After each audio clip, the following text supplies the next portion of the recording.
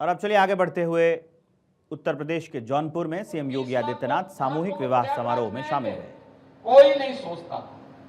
हम लोग जब बोलते थे कि बहुत होगा 40 करोड़ तक लोग आएंगे तो लोग हंसते थे, कहते थे देखिए ये लोग क्या सपना देख रहे हैं, 40 करोड़ लोग कहां आ पाएंगे, कुल 24 का 25 करोड़ तो यूपी की आबादी है, 40 करोड़ कहां से आ जाएंगे। और उन लोगों ने पहले दिन से मुहिम चलाई थी नकारात्मकता फैलाने की, पूरी नकारात्मकता फैलाते थे। और मैंने तब भी कहा था जिसकी जैसी दृष्टि होगी उसको वैसी सृष्टि दिखेगी। इनकी दृष्टि ही गंदगी से भरी हुई है। नख से सिर तक जो लोग गंदगी से सने हुए हैं उन लोगों से अच्छाई की उम्मीद करना यह अपने आप में एक दुस्वप्न था और हमने उम्मीद भी नहीं की थी। जब टीम के लोग कहते थे कि देखिए साहब ये लोग अनावश्यक रूप से नकारात्मकता पैदा कर रहे हैं, मैं कहता था इनकी नकारात्मकता देखना यह इस आयोजन की सफलता में सहायक बन जाएगा। और आपने देखा होगा देश के अंदर कोई राज्य ऐसा नहीं जहां का श्रद्धालु महाकुंभ में पहली बार न आया हो, पहली बार हुआ है। और दुनिया के भी 100 से अधिक देशों के लोग महाकुंभ में सहभागी बनकर के इन्होंने सारे रिकॉर्ड ध्वस्त करके साबित किया कि महाकुंभ प्रयागराज मानवता के समागम का सबसे बड़ा समारोह बन गया, सबसे बड़ा आयोजन बन गया, सबसे बड़ा पर्व बन गया।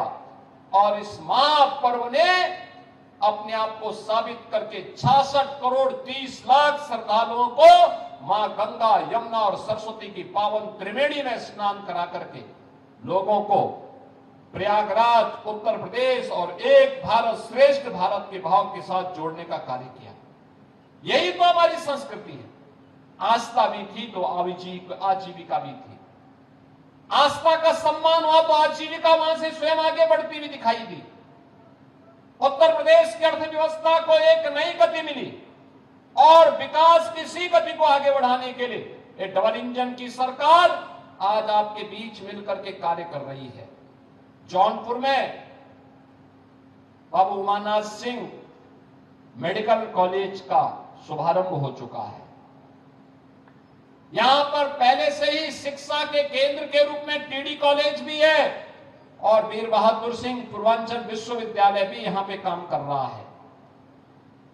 यहां पर एक से एक विद्वान इस सिटी ने और इस जनपद ने देश को दिए हैं, अलग अलग क्षेत्र में दिए हैं। जगत गुरु राम भद्राचार्य जी एक विद्वान संत हैं, दिव्य चक्षु हैं, विद्वान हैं, समाज को एक नई दिशा देने की सामर्थ्य रखते हैं। आज भी उनका मार्गदर्शन संपूर्ण सनातन धर्मावलंबियों को प्राप्त होता है। यही जनपद है जिसने प्रोफेसर लालजी सिंह जैसा वैज्ञानिक दिया था। यही जनपद है जिसने डॉक्टर कीर्ति सिंह जैसा कृषि वैज्ञानिक दिया। यही जनपद है जिस जनपद ने यहां पर अनेक ऐसी विभूतियों को दिया है। यादवेंद्र दत्त द्विवेदी, पंडित वासुदेव चतुर्वेदी जी, मोहम्मद जौनपुरी और हमारे गोरखपुर के सांसद रवि किशन भी तो इसी जौनपुर से हैं, इसी जौनपुर से हैं। देखिए गोरखपुर में सांसद उनको बना दिया और एक बार नहीं तो दूसरी बार सांसद बने हैं। बहनों और भाइयों, कला का सम्मान होना चाहिए। एक कला हमेशा समाज को एक रचनात्मक गति देती है, आगे बढ़ने के लिए प्रेरित करती है और उसी कला के माध्यम से समाज आगे बढ़ता है। मुझे अच्छा लगा जौनपुर के महोत्सव में 1000 से अधिक कलाकारों को मंच मिला है। अनेक लोकल स्थानीय कलाकारों को यहां पर अपनी विधा के माध्यम से यहां की लोक कला को आगे बढ़ाने का अवसर प्राप्त हुआ। तो जौनपुर को एक नई पहचान दिलाने के लिए भी अनेक कार्यक्रम आगे बढ़े हैं। आज के इस अवसर पर यहां के लिए विकास की जितनी भी आवश्यकता पड़ेगी, मैंने पहले भी कहा कि सरकार उसमें पैसे की कमी को कहीं आड़े नहीं आने देगी। बस जौनपुर विकास के लिए तैयार हो जाए तो बाकी कोई समस्या नहीं है। बहनों और भाइयों, अप्रैल से प्रारंभ होने वाला जो नया वित्तीय वर्ष है, अब इसमें हम लोग मुख्यमंत्री सामूहिक विवाह की योजना में एक बेटी की शादी के लिए 1 लाख रुपए की सहायता को आगे बढ़ाने जा रहे हैं। मेधावी बेटियों को अब हम लोग स्कूटी भी प्रदान करने वाले हैं